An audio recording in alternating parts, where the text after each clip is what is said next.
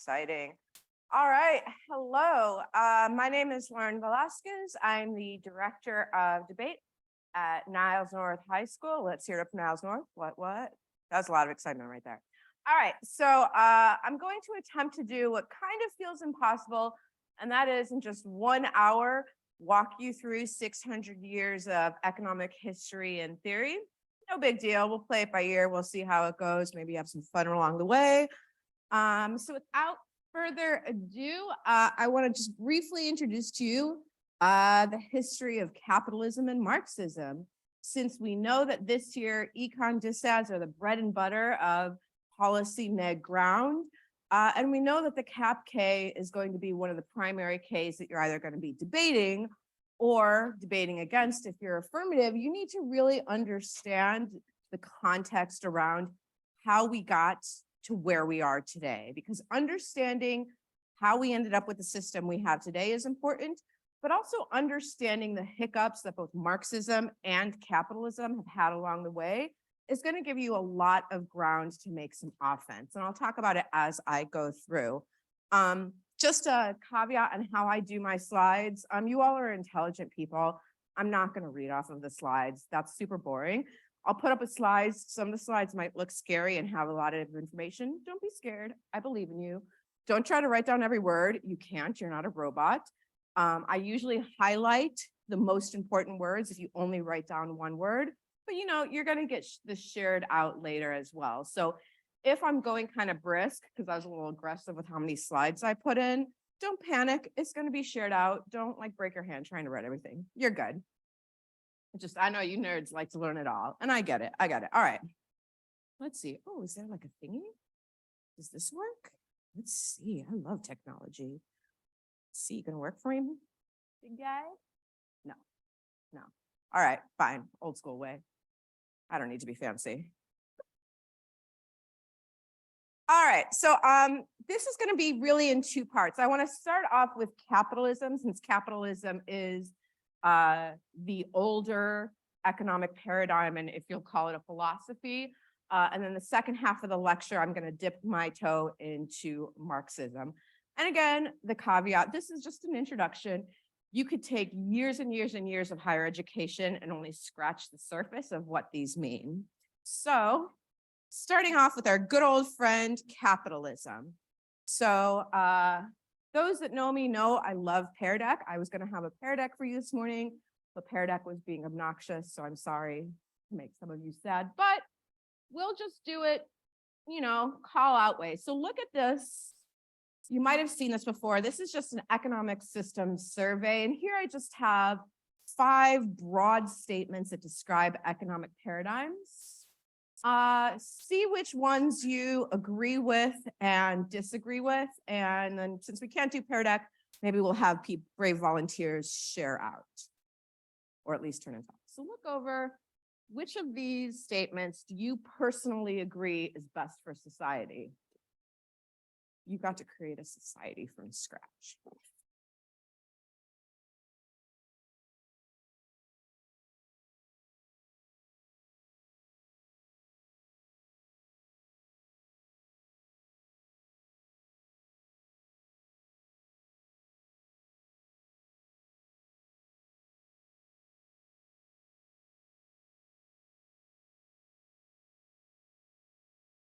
All right, as people are finishing up, I'm going to ask people to maybe share out one that they strongly agree with, one that they strongly disagree with, or obviously if you have any questions.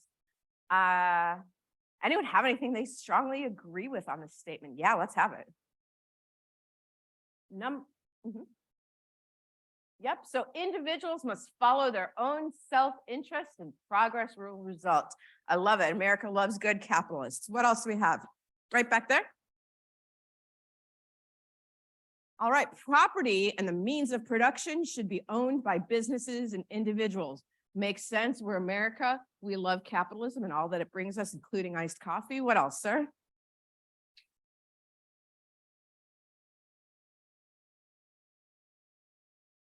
Yeah, so there's definite costs. Once I sacrifice my own self-interest, are we no longer going to progress as a society? Imagine a world when we didn't get iPhones and internet, capitalism brought us all of these wonderful things. Let me see. Yes, in back.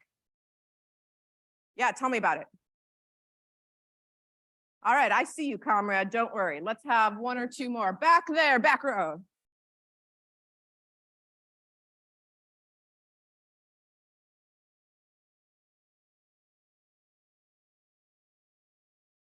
Yeah, so people maybe need to be protected. I get it. A fellow Pinko in the room. And yes. Which number? Yep, yep.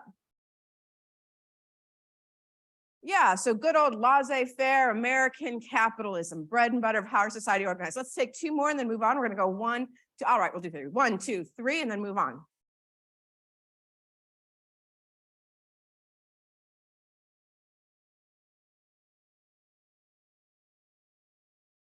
Cool. I have sad news. You are not going to be running on any GOP ticket anytime soon with that philosophy, but I'm sure you're going to be very successful anyways.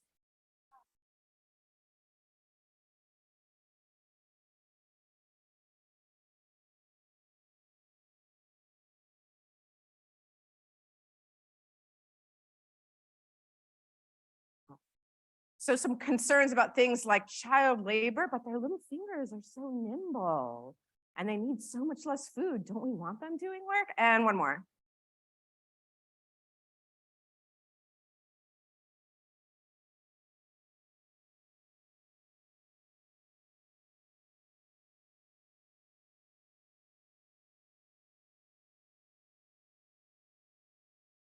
Yeah, right. We built the pyramids before capitalism. We've done things before focusing on self-interest. And the concept of self is going to be linked to capitalism. Well, cool. So it's good. We're very representative of, I think, society, and that we have people across a broad range of beliefs. And this is one of the hardest things when thinking about changing an economic system, because even getting a room full of people to agree on 5 basic tenets is pretty hard. So when you run the CAPK, when you run economic-based disads, keep in mind that getting people to agree on the very basics of economic paradigms is super hard. So I want to start off with defining capitalism. Since obviously if you run CAPK, you need to know what it is. Can I have 1 or 2 people who want to take a stab at defining it before I show you my definitions? Yes.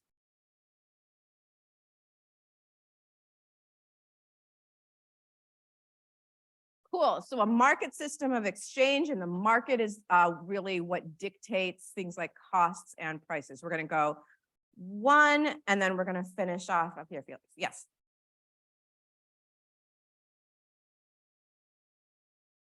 Yep. So in addition to the role of the market, private ownership is super important. Felix, you want to finish this off?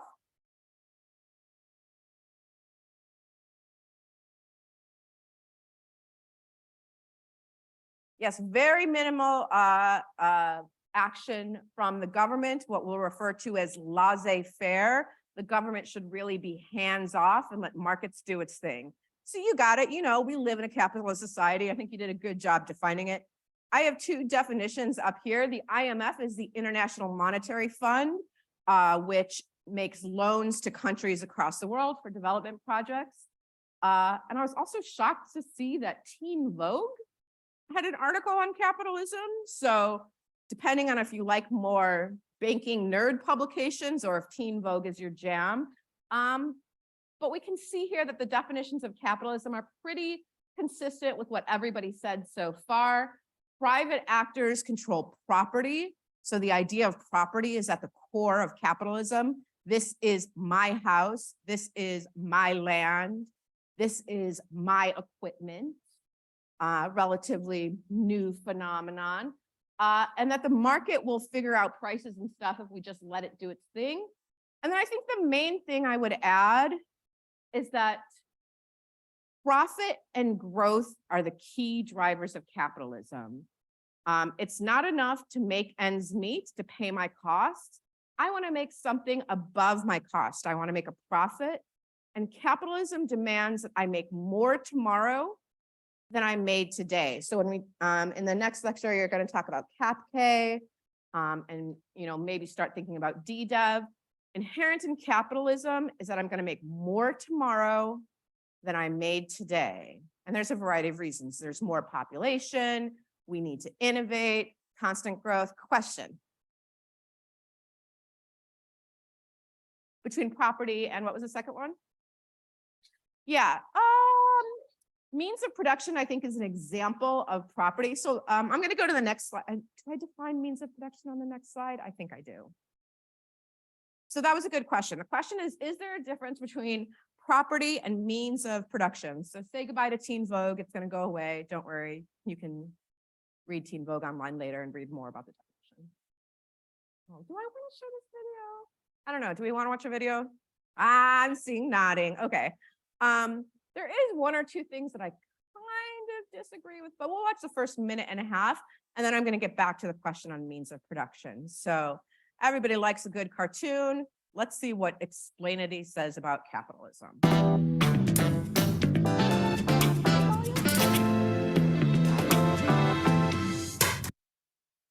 Of course, typical for my life is the volume.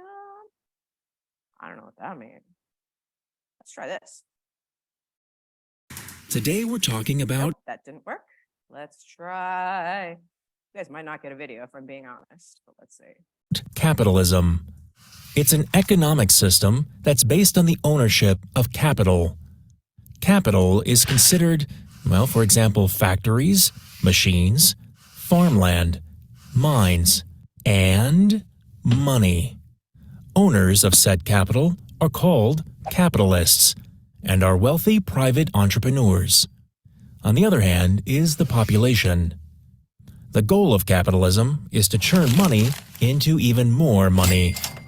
The supply and demand of the market determines what is produced and how expensive goods are.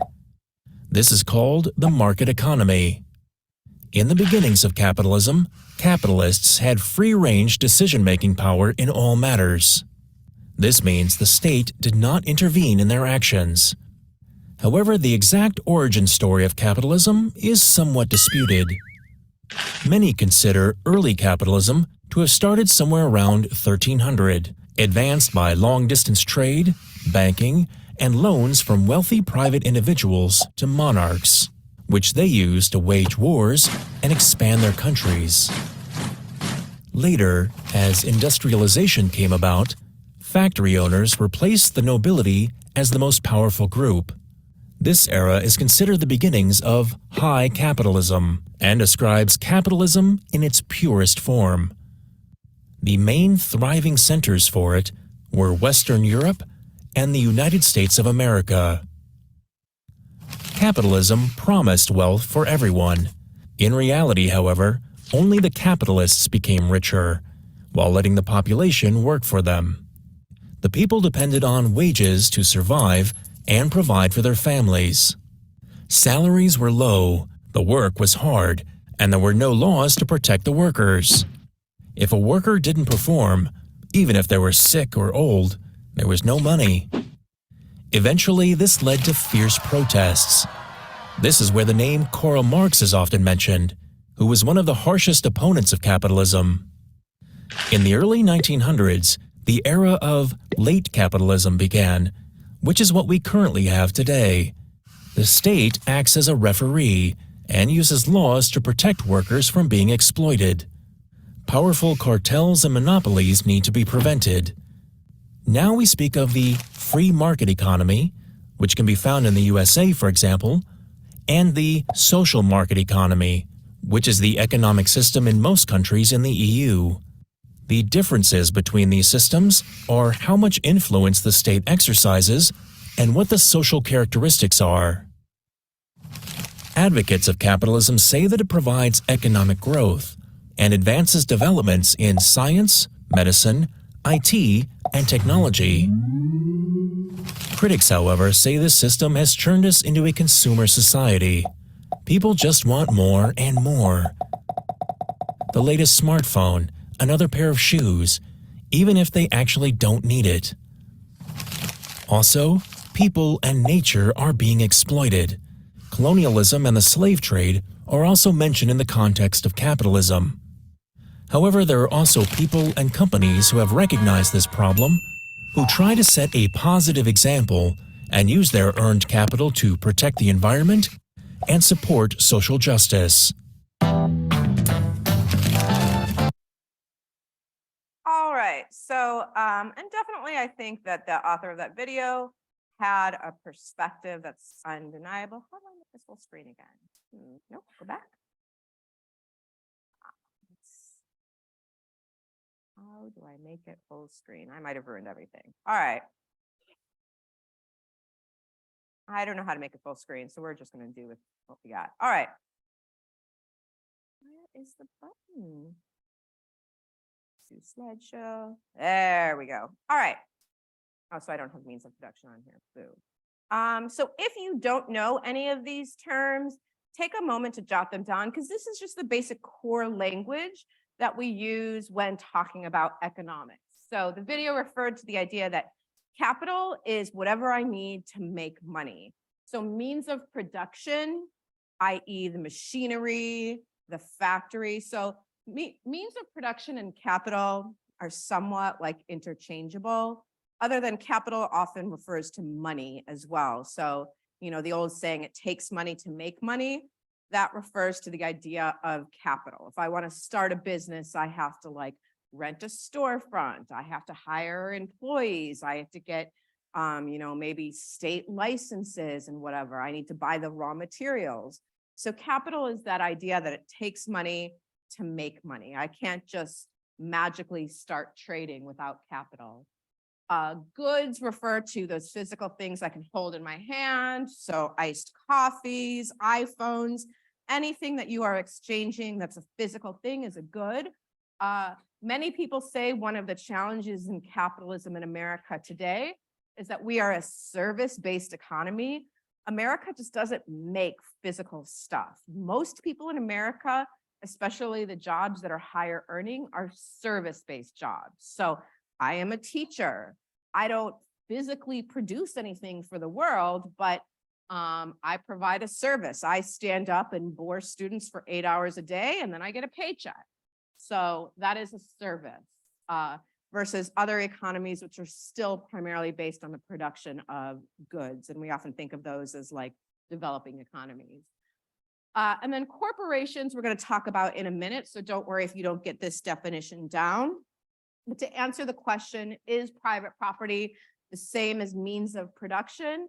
The only difference is I can have private property that I don't use for my business. So my house, I own my house. I don't want somebody to come in and steal my house.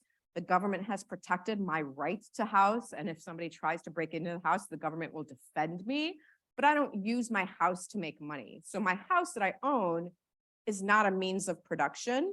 It's just my private property. But if I own a factory and I use that factory to make money, it's both my private property and my means of production. Cool. So let's move on and get to like the history stuff. Again, don't write all these down. Maybe you'll go back and get them later. If there's one that you really don't know that you think you're going to need to remember for the context of this lecture, jot it down. We've already defined markets. Markets have existed for millennia. Markets are just where we go to trade. Most of our trading occurs in cyberspace and digital and online today. Entrepreneurship is pretty linked to capitalism. Anytime you start a business, it's a risk. Property rights, we talked about. And one of the things that you're going to think about when you do CapK, and this is one of the reasons why I think every single affirmative links to CapK, even if you do fiscal redistribution, is because in the US Constitution and in US Code of Law, my right to property is protected. So if you come and you try to steal my stuff, one of the foundations of the American legal system is I am legally entitled to my stuff, and the government will protect that. That is a very capitalist way of interacting with the world. The idea, this is mine, that is yours, and the government is going to enforce it. That is very, very capitalist. And so at the core of our government is this idea of private ownership. So if you are running the CapK and the affirmative's like, we're not capitalist, we help poor people. Yeah, but you still have the government enforcing private property laws, which at the core means that capitalism is inevitably going to win the day. And that's rule of law. So, we live in a society where we assume that people follow the law. Capitalism doesn't work if there's no rule of law. So, if Dev breaks into my house and tries to steal stuff and I call the police and the police is like, nah, we don't feel like it, there's no rule of law there. If that keeps happening, capitalism is going to break down, because if nobody's going to stop me from robbing a bank, I got student loans to pay off. I'm going to rob a bank. So capitalism really counts on rule of law. All right. So I'm going to super quickly try to go through the history of capitalism. And the main reason I want to do so is I think it's hard for us to imagine a world without capitalism. We are surrounded by capitalism. There is not a day that goes by that we don't interact with it. But in the course of human history, capitalism is new. Capitalism is like a little baby philosophy. It has not existed for most of human history. And I think if you are a K debater and you are running the CapK, or even if you're running DDev, I do think it's a persuasive argument that humans have thrived and existed without capitalism for over 2,000, 3,000 years. Humans organize society without capitalism. So I don't think it's fair to say, well, there's no other options. That's just not true. Humans existed for thousands of years. Now, granted, humans looked and acted differently, but we existed a long time without capitalism. I got a question.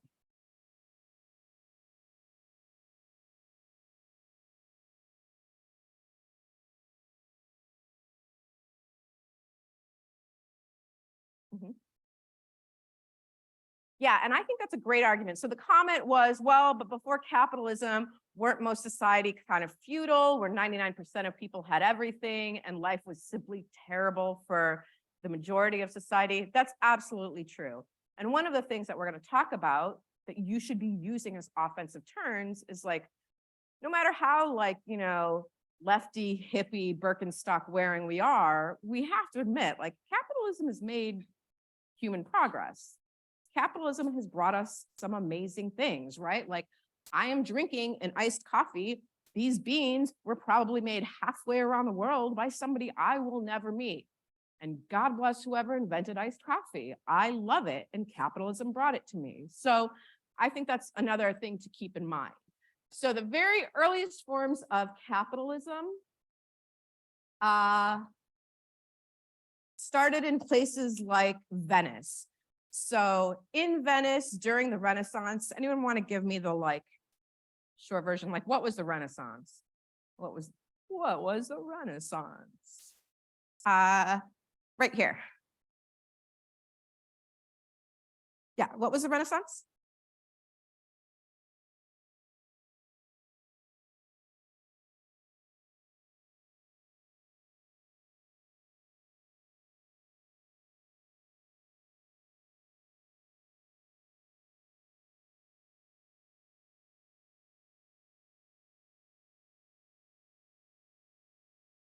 Yeah, so in the Renaissance, we start to see an emergence, a rebirth of classical philosophies, maybe challenging feudalism. What else comes to mind when you think of Renaissance?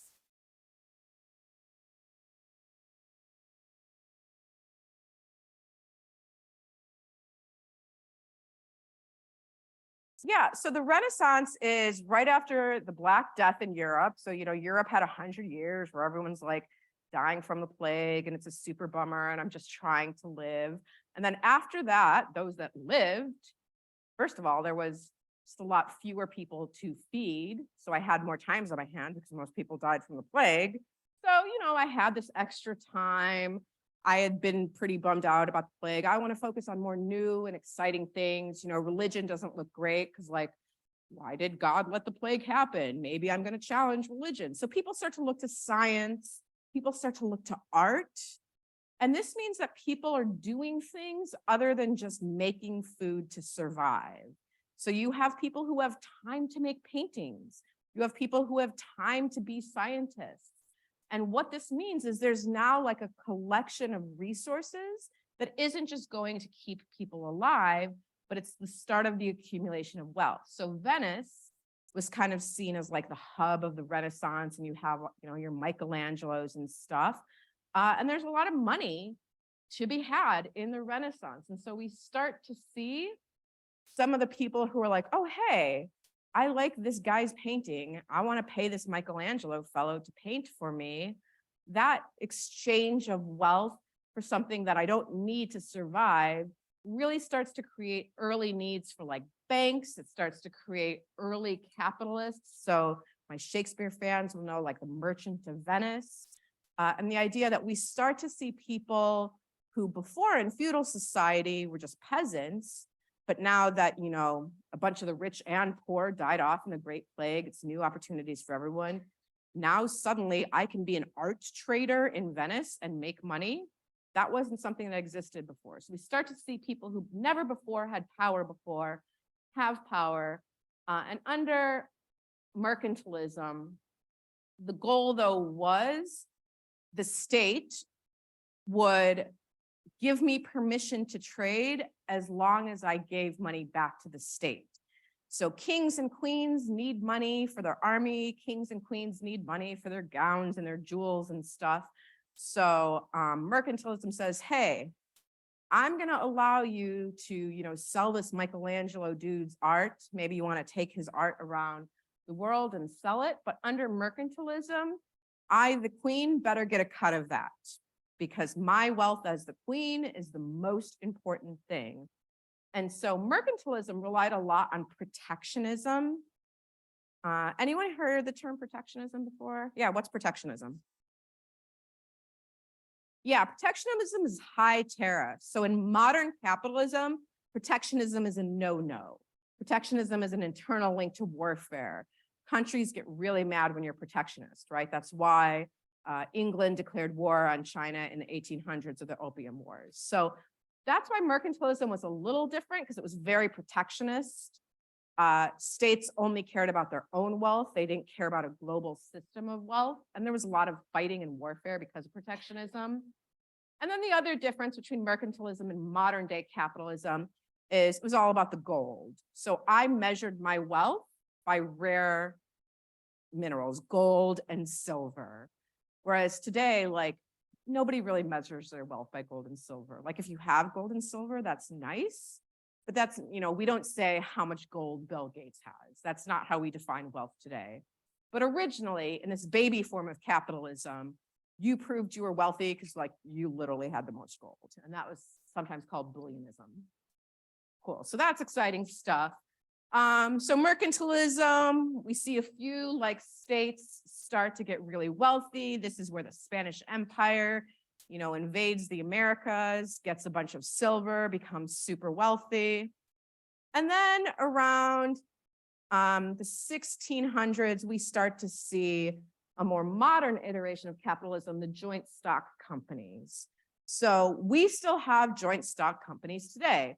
Joint stock companies are listed on stock exchanges like the New York Stock Exchange.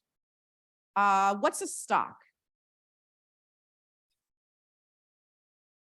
Yeah, it's a share of a company. And so Bill Gates does not own all of Microsoft. Microsoft is a publicly traded company. And so if you own Microsoft stock, you are a part owner of the company. You get to have a say in decisions of what the company does. So that idea that companies are not just owned by one person, we're going to pool our resources together and have multiple owners who also like invest. That started in the 1600s. And although China was doing it, and as is true in most of history, China's been doing things for centuries, but because China was, isolated for a good couple centuries and stuff, it didn't necessarily pick up on the rest of the world. But I like to think about it as that the Europeans took this idea of joint stock companies and like put it on steroids. So even though before the 1600s, sure, you had the idea of like multiple owners of businesses, it wasn't until 1600s when leaders like the King of England were like, hey, I could give people permission to do these joint stock companies, and that could make my empire really wealthy and powerful. So, for instance, America, anyone know when's the first, everyone always thinks of the Pilgrims, but who came before the Pilgrims from England? It's like a history pop quiz. Yeah, the Roanoke settlement. And so the first Europeans who came to settle in the Americans actually came to Roanoke, and they were part of a joint stock collective where the king said, hey, I would like more money. I'm going to give you a little of money to invest in, find some more capital investors. I'll give you a piece of paper that says your business is legit, and go find new land for me to make money. And they take their little boats and they go over to the Americas, which Christopher Columbus discovered, and they start a trading company in Roanoke. Unfortunately, they didn't know how to use the land. They starved to death. There was a little bit of cannibalism. But the point is, empires and colonial powers love joint stock companies. So for instance, the English Empire used joint stock companies to sneak in and eventually take control over India. Anyone know what was produced and sold in India by the British? How the British made their money in India? Oh, we got someone in back. One more time. What was it? Salt? A little bit of salt, not one of the main ones, but probably definitely a little bit. Spices are always helpful. Over here. Yeah, opium. So one of the things that the English found is when they went to India, they found the poppy plant. And so the East India Joint Stock Company was like, oh, hey, people really like to smoke this plant. I'm going to make people in India produce this plant for me. And then I'm going to force it into markets in places like China. And England became incredibly rich selling opium through the joint stock company. They also sold tea, because, tea. But this is a way of seeing that, like, I would make the argument that colonization would not have happened without capitalism. And so I was in a debate yesterday, and the debater was like, well, can I run both SetCol and CapK? My hot take is yes. I think they dovetail perfectly. I would make the argument that colonization would not have occurred without capitalism, i.e. joint stock companies. Because most of the places that were colonized, Europeans didn't land on the territory and say, hey guys, we're here to take over. What up? Most of the time it was much more like nefarious and sneaky, right? The English show up in India and they're like, hey guys, want to trade? I'm going to set up a new business. I'm going to hire all you guys. And they set up a business through the joint stock trading companies, and Indians are like, oh, this is great. I have wealth. I didn't have wealth before. I love being part of a business. But then, of course, when people start to do things like demand better working conditions or more autonomy, then the British are like, oh, you know what? We make our own decisions for our company. We're going to bring our military to enforce the law. Oh, you don't like our military here? We're just going to fully take over and colonize you. So I would argue that joint stock companies were the Trojan horse that allowed European colonists to get that edge into places they eventually colonized. And joint stock companies were the incentive that European states used to send people elsewhere, right? Like most people don't wake up and are like, I want to go move halfway across the world. But if the king says, hey, do you want to make a lot of money? Go do this joint stock company, bring me back some wealth, trade stuff. Yes, you have to live in a place you've never heard of before, but you're going to be rich. And so that's how we start to see settler colonialism, where people move to India, where people started moving to the Americas, because this idea of newfound wealth, if I settle in this colonial land as part of a money-making venture.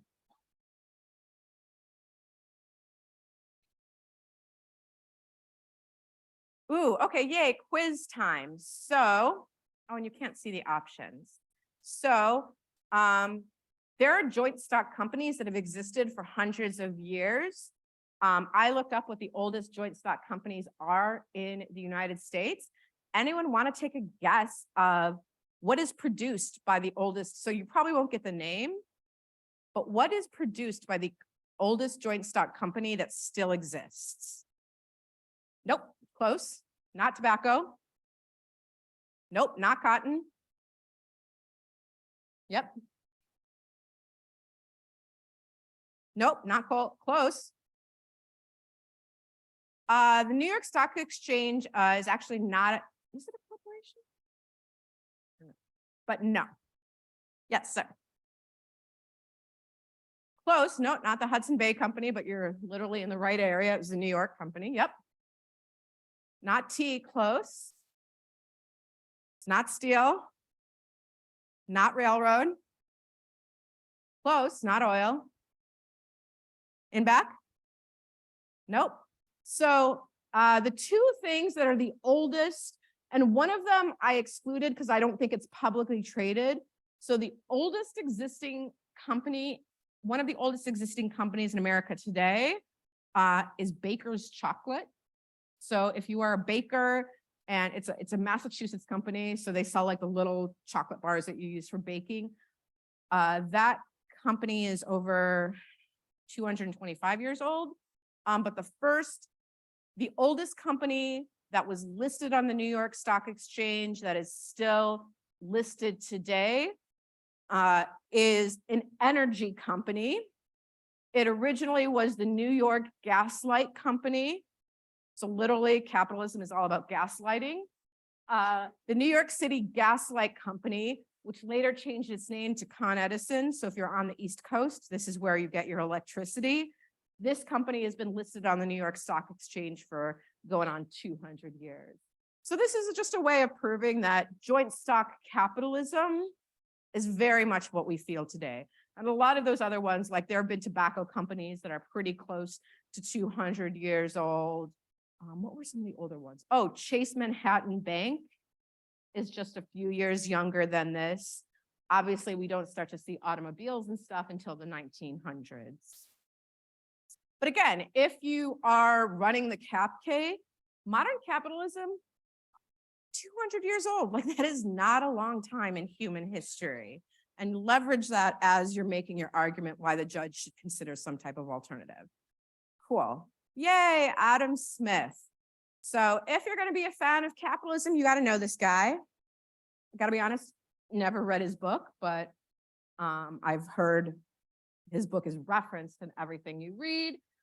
And in 1776, he wrote a book that is often just called Wealth of Nations, the full title, An Inquiry into the Nature and Causes of the Wealth of Nations.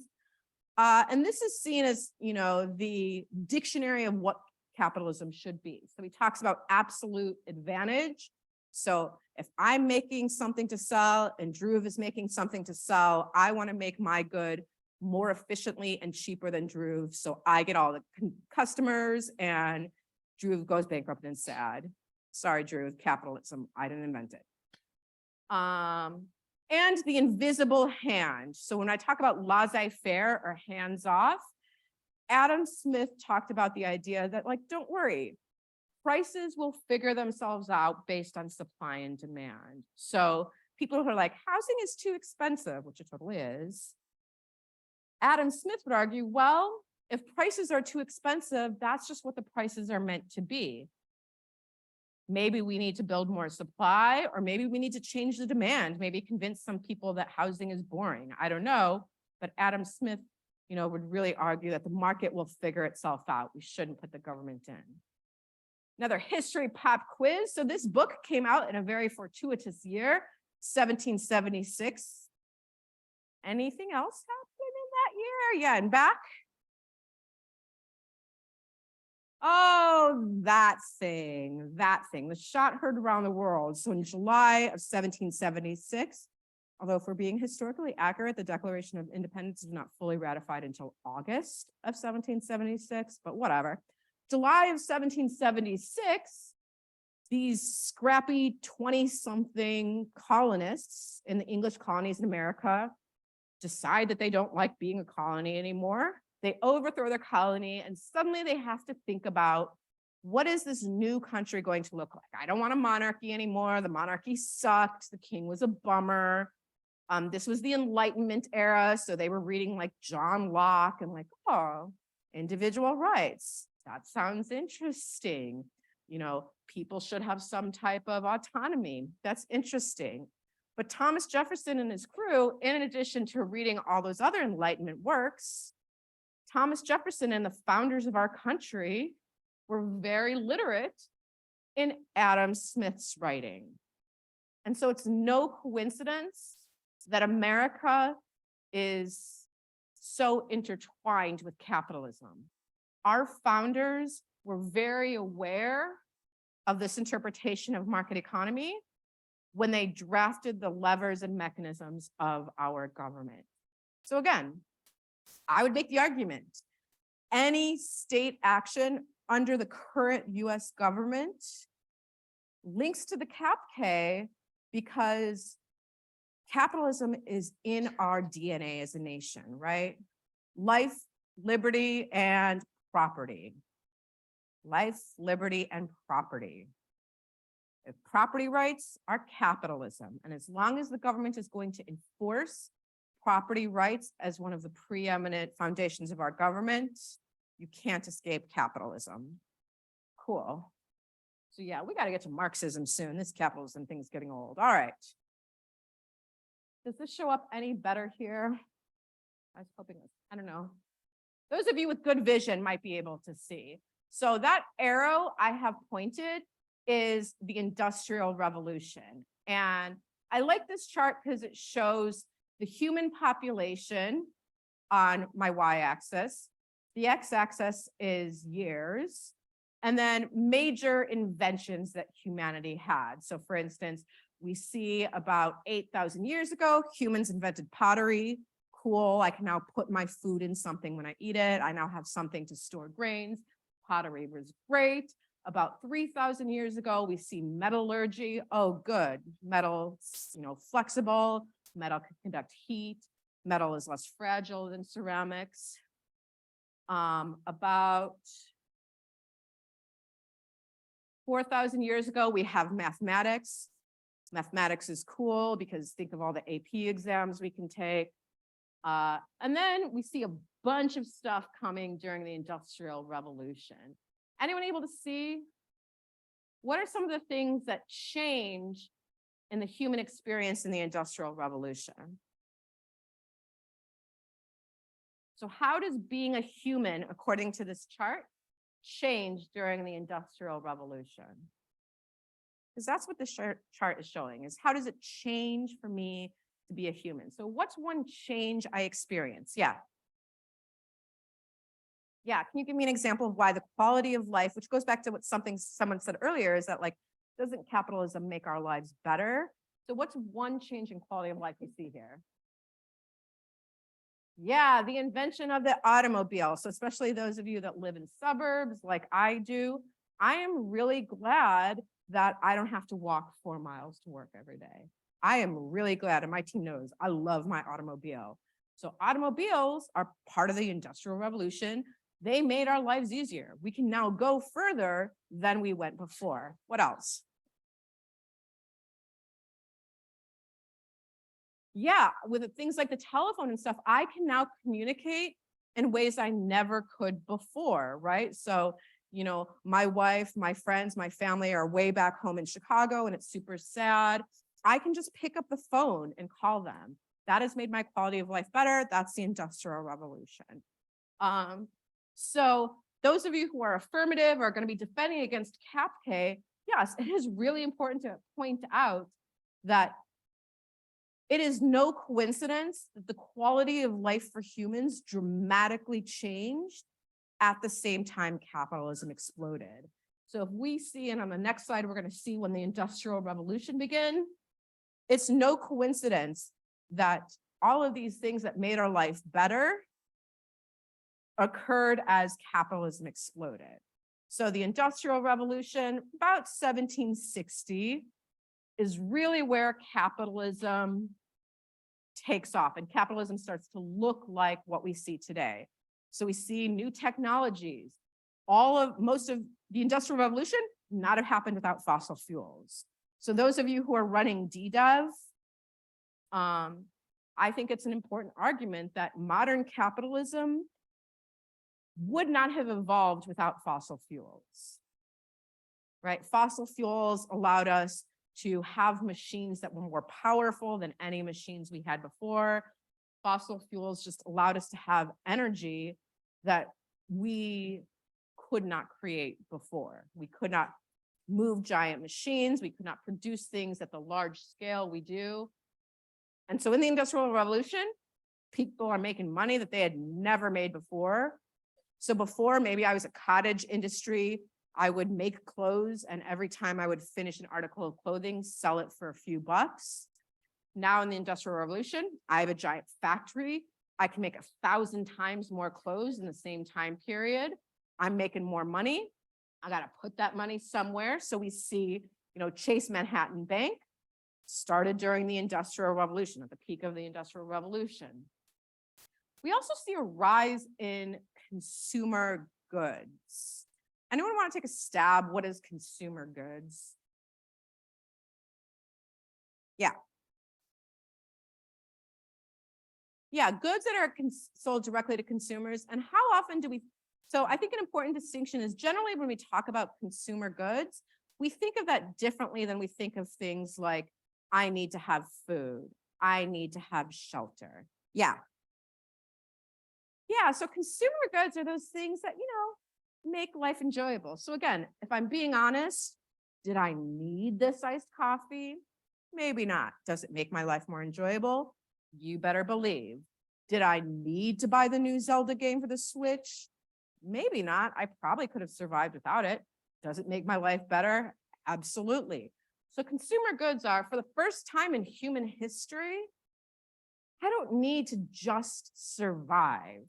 The overwhelming majority of the population can now thrive. And capitalism means that because things can be produced so cheaply, I now not only need enough clothes to keep my body covered, I can have multiple outfits. I can make fashion part of my expression as a human. Those are all consumer goods. So because things are made cheaper and more efficiently, people can just buy things for the sake of buying things. So we talk about consumer culture today. Most of the things people buy, they don't need, but we just buy it because it adds to our quality of life. And this feeds into the CAPK, right? Like, what's maybe one of the downsides of this consumer culture? Why might it not be the best way to go forward? Oh, you guys are such good capitalists. Everyone's like, I don't know. I think it's the greatest thing ever. Why might consumer culture not be the greatest thing ever? Yeah, sometimes if we're being honest, maybe we just don't need stuff. What else?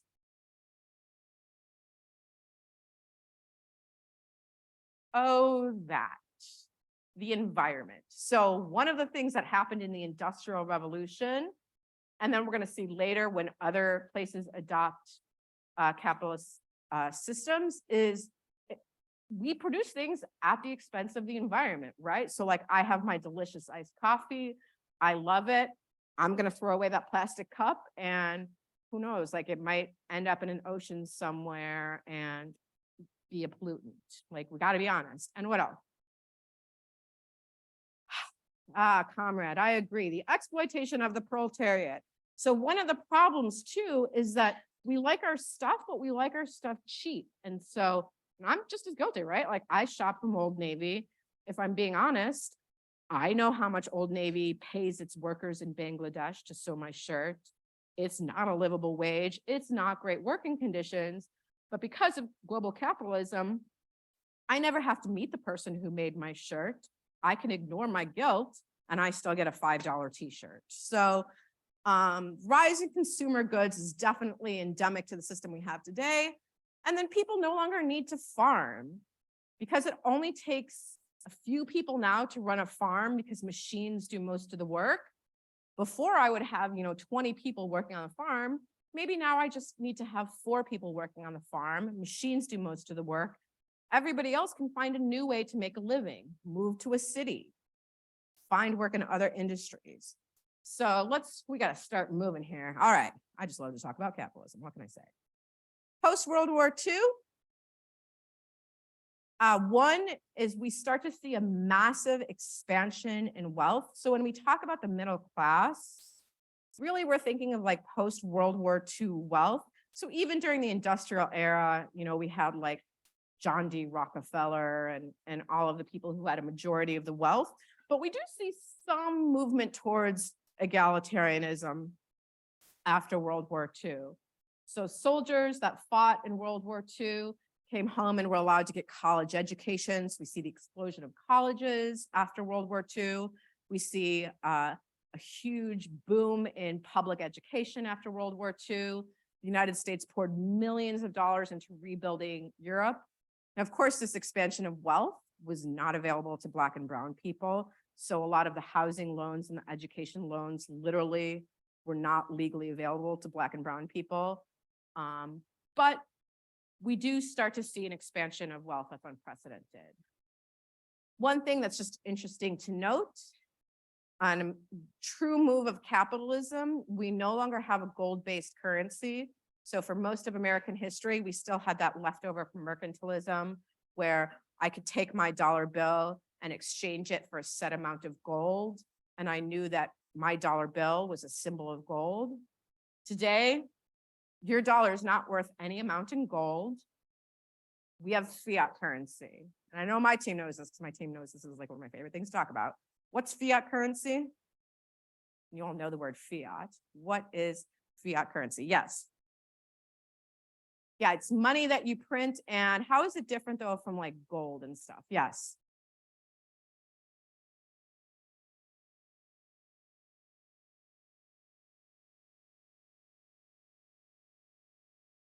Yeah, it's not tied to anything like gold. Tavisha, did you want to add anything? Yeah, I like to think of fiat currency like Tinkerbell money, like when Tinkerbell starts to die in Peter Pan and she's like, if you clap and you believe in me, I'll live. And so you have to clap and believe in Tinkerbell. Our money is only valued what we believe it is valued. So as long as people are like, oh, American money is good, the American economy is good, I believe in the strength of America, then our money has value. The second the globe collectively stops believing in America, our money is worthless. And we see that in places like Venezuela. Globalization, talk about in a minute. And we're moving towards digital currencies. So let's, modern, and I can't remember which lecture last week. I think it was the econ lecture. You were introduced to the idea of Keynesian economics. This is Keynesian, John Maynard Keynes. Just the basic principle of supply and demand. So generally, when we think of like standard, boring supply and demand capitalism, that's Keynesian economics. Keynesian is just like the generic version. Many would argue, since 1980, though, we are not Keynesian capitalists in America. Come on, slide. I fixed you. Sorry, it sucks to see, but I'll talk over a little bit. So I got to be honest. I hate this dude. I think he sucks. And I live in Chicago. So there's the Chicago School of Economics, which really drove economic policy, I would argue, to this day. And it was primarily led by this dude who, again, I think sucks. If you want to argue with me, I love arguing. Milton Friedman. So Milton Friedman thought that Keynesian economics was just too nice. It allowed the government a little too much intervention. And so by the 1960s, the government was doing things like child labor laws and health standards. And Milton Friedman was like, nah, I ain't about that. Milton Friedman really believed that the government should be as laissez-faire as possible. So the government shouldn't be passing all these regulations. When we talk about the Phillips curve of natural unemployment, that we don't want zero unemployment, that's Milton Friedman. He believed in monetarism, where like the only thing the government really should do is money supply. And so I think I was telling my lab the other day of how like the OG critique was a critique of objectivism. And objectivism is a similar philosophy to Milton Friedman. And that's the idea that pure capitalism, pure self-interest is the best way for society to organize. And, you know, if children are forced to work in mines and get their hands cut off, or you get killed at work, like sucks to suck, but at least capitalism is awesome. That's Milton Friedman. And unfortunately, and again, I'm being biased, I'll put that out there. Milton Friedman's philosophy took off like hotcakes. And in 1980, the United States elected a guy called Ronald Reagan, an actor from California, became our president. And Ronald Reagan loved Milton Friedman's philosophy of economics. And we start to see, starting in 1980, the government chip away at a lot of the controls over business that had previously existed. And this began the era of deregulation. And I would argue we still see that today. We still see a trend towards deregulation. Regulation is like telling businesses what to do. And if you tell businesses what to do today, that is extremely unpopular. And that has really started in Ronald Reagan, especially if you are a member of the GOP. My little Birkenstock wearing Democrats maybe like a little regulation, but even my Democrats are very afraid of regulation, in large part because how popular Milton Friedman's movement was. I got a question. What's in the yellow part? In the which part? Oh, so he outlined the theory of natural unemployment, the Phillips curve. I'm sorry, I thought I fixed the colors on this. So when somebody talks about the Phillips curve of natural unemployment, they're referring to this guy. Fun fact. So because this all came out of the University of Chicago Business School, the University of Chicago Business School, I think in the 1970s, wanted to build a statue in front of its building because, you know, rich people love statues. Like, I have money to burn, I'm just going to build a statue. So they hired some dude to build a statue. Little did they know that the dude they hired was a hardcore Marxist. And so dude's like, all right, I'll build you a statue. He built a statue that, I don't know how he did it. He must have been a brilliant scientist. And his statue, every May Day, which is communists' favorite holiday, May Day is Workers' Day. Every May Day at noon, the sun cast a shadow on this statue, and the shadow is a hammer and sickle, which is like the communists. And you know, they'd already built the statue. They're not going to take it down once they realized it. So even today, like people, you know, my hardcore commies will visit University of Chicago Business School on May Day and be like, ha ha, hammer and sickle. So I don't know. I like that kind of creative rebellion. What can I say? All right, let's get to Marxism. So all you need to know in this is Milton Friedman's philosophy is often called neoliberalism or neolib. So sometimes people call the cap K the neolib K. And that's the idea, like, regulation's bad, price control's bad, the government shouldn't own things, private people should own things. So things like we should have more private schools, things like companies should do things and not the government. That's neoliberalism. So in your brain, neoliberalism, Milton Friedman. And then the last considerations before I want to give, I feel bad, Marxism, it's 10 minutes, is, I don't know, these are my thoughts at like 3 a.m. when I can't sleep. I think one of the biggest things to discuss is capitalism assumes that for me to survive, I have to work. No work, no money, no food. Pretty straightforward. A lot of people are talking about how today we're in a post-work world. Why won't people maybe need to work going forward? Yeah, how is AI going to make me not have to work? Yeah, which, I mean, and honestly, as a teacher, like one of the things that I'm genuinely worried about, I'm pretty sure that robots are going to replace my job in the next 20 years. I'm pretty sure that 20 years from now, kids are going to be either learning online or there's going to be like a robot that's like way better looking and nicer than me that's teaching kids. And so I'm out of a job. You don't need me. Most jobs don't need humans going forward if a computer could do it. So one of the questions is, are we going to keep capitalism if nobody needs to work? And that's kind of the premise of the Basic Income Act.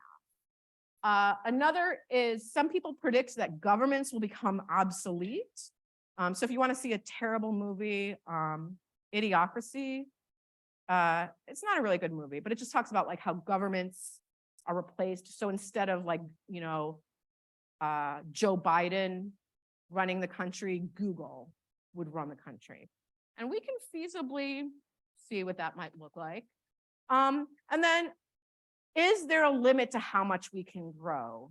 Is there a limit to how much we can produce? So these are just good considerations. And so that was a part of the lecture where I apologize because I love talking and I clearly talked a lot. And so I'm going to give you like the hit and run version of Marxism. Sorry. But again, like these things are just super interesting. So capitalism makes sense, but a lot of it leads into Marxism. So for all my workers of the world, and I'm a proud union member, let's unite and look at Marxism. First of all, Marxism, and I guess Marxism sound better than Engelsism. Marx and Engels collaborated. They saw a lot of the crappy things that were going on because of capitalism. Children are working in factories, people are getting injured and not able to work. There's mass suffering among the workers and the proletariat.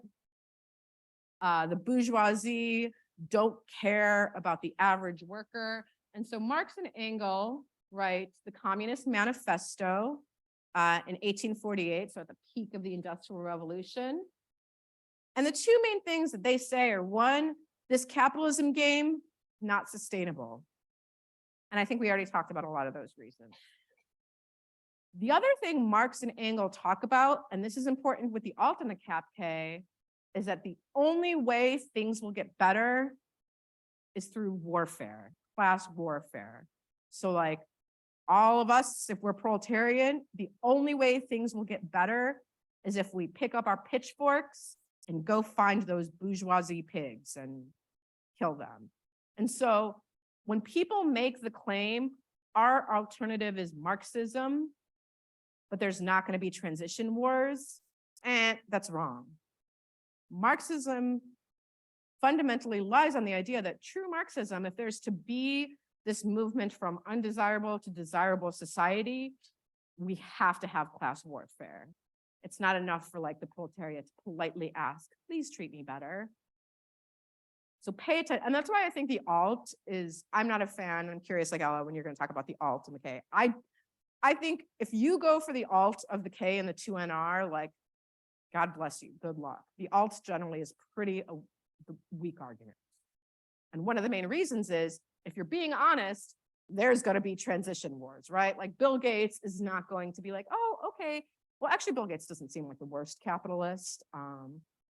Capitalist, I don't like. I don't know. Whoever like owns like the oil companies, you're not going to be like, okay, here, have all my money. I don't mind. Like, no, they're going to put up a fight. And in fact, the internal link card to the IRS DISAD, the reason why they say that the IRS is going to crumble is because when you tax the rich, they complain and make life difficult. So the internal link to the IRS DISAD is that rich people will start off by suing the government until the government collapses. So rich people are not going down without a fight. Question or comment? Oh, here, I'm going to come up here because like I'm super deaf when you get 40. What's the question? Yeah, so how do you answer the transition war is inevitable? I'm sure Ella's going to talk a little bit more about this. I don't know that there is a good answer to transition wars inevitable. I think maybe you can argue that transition wars won't be any worse than the status quo. Like there's already people suffering in the status quo, and the suffering from transition wars isn't going to be worse. And then when we come out of the transition wars, things are going to be better. I don't know. That's a tough one. Felix?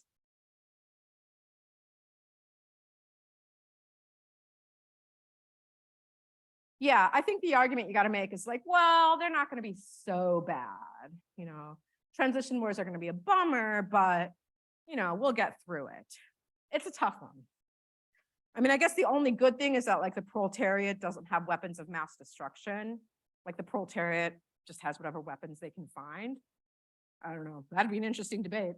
I'd like to see that. All right. Other things about Marxism, I just want to show some examples. So I think one of the best defenses against the CAPK is because the alternative is always a movement towards like Marxist socialism. We need to remember that in history, movements towards Marxist socialism have not always been great. And so if my goal with the CAPK is to make a better society, we need to be honest. When societies have abandoned capitalism in modern history, things have not been great. And so, of course, as always in debate, we start with Russia. So the October Revolution, which actually, I don't know why I said March. The October Revolution began in November 1917. World War I was going on. And we have not just the communists, but like a bunch of Russians who are sick of, the emperor and his family living in palaces while they starved to death. They brutally massacred the royal family, the Romanovs. It's like such a crazy story. I encourage you to go read more about the Romanovs and the last days of this like imperial line of Russian dynasties. But workers of the world were like, hey, you Romanovs, you control all the wealth and power in Russia. You've controlled it for centuries. Not cool. And they literally lined up the Romanovs, shot them all to death, including the young children. Brutal, and then like chucked their bodies out in a ditch in the backyard. And Vladimir Lenin seized power in Russia. Lenin unfortunately died pretty quickly after he came into power. And the guy who filled his shoes was Joseph Stalin that we see here. And even though he was our ally in World War II, I don't think it's controversial to say that Joseph Stalin was the worst. So Joseph Stalin is continuing to grow this Marxist tradition in Russia. And I would argue that life in Marxist communist Russia was equally bad, if not worse than it had been before. So Joseph Stalin does things like 5-year plans. So in 5 years, Russia is going to be as modern as the rest of Western Europe. In 5 years, Russia is going to have mega cities. In 5 years, we are going to have enough food to sell around the world. Unfortunately, these 5-year plans didn't care about the people who were implementing the plans. So you have things like the Holodomor famine in Ukraine, where millions of Ukrainians starved to death because under communism, the food I grow doesn't belong to me. The food I grow belongs to the state. And people starve to death because they would grow food, give it to the government. And if they're caught eating any of that food or whatever, like you get sent to the gulag, the secret prison, which many compare to concentration camps. And then of course you have the secret police. So the absolute opposite of democracy. I got a question. Here's a question. Yeah.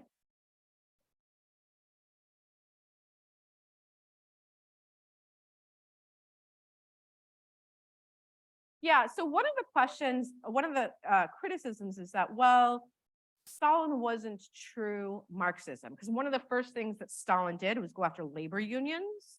I would argue, yes, that's true, but also like we are not perfect capitalism. So I think of capitalism and Marxism as a spectrum. And so I think we're pretty far towards the capitalist end of the spectrum.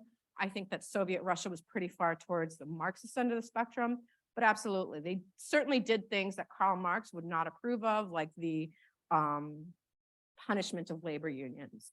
And then the only other example I'll give, and then I need to turn it over. So like here's pictures of life in communist Russia. This is an example of a gulag work camp. So the proletariats, first of all, tons of environmental destruction. We see both in communist Russia and communist China. The environment is completely destroyed as part of these 5-year plans. But also it's brutal, hard, awful labor. We see these gulag camps where anyone who argues with the state or is even suspected to be an enemy of the state So there's estimates that as many, if not more people died in Russian gulags and in concentration camps. And so maybe the way communism is adopted is not something we should desire as an alternative. And then the last example is our good friend, China. The Chinese Revolution came in 1949, and Mao very much tried to copy what Stalin did. So you have 5-year plans that destroyed the environment. You have things like the Long March, where Mao wanted to have modern cities like Western Europe. And so, he would just tell people, this land is no longer yours. You need to move. Adios. And then the Cultural Revolution. So historically, in quote unquote Marxist societies, free speech is a no-no. Dissent is a no-no. And we see things like the Long March, where tens of thousands of people died as they were evicted from their homes. We see the Cultural Revolution, where if you spoke out against the communist state, you were imprisoned, executed, tortured, disappeared. And we see these like large state-sponsored events. Cuba's interesting. I'm going to leave this up here, but not talk about Cuba right now.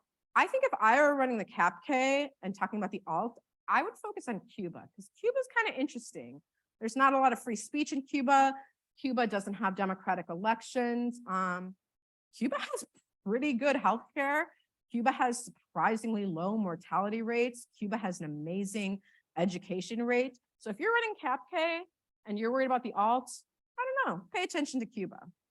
Last thing, and then I swear I'm going to have you go on a break, is boop, boop. My takeaways are that I think both capitalism and Marxism seek to make people better, seek to grow and innovate, but historically both have been implemented at awful costs. And I think it's important to talk about the history, because history kind of tells us what we can predict going forward. So if you're running CapK, how has capitalism made our lives better?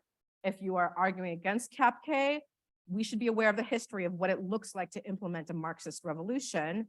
I don't know which is better. I don't know what the 21st century holds. I'd like to believe there's a third option for economic paradigm. I don't know what that is. Hopefully one of you can figure it out, but that's it. That's all I got. You can email me with questions. Thank you for listening to me drone on. Any questions? You're like, nah, we won't break. All right, thank you all. You've been great.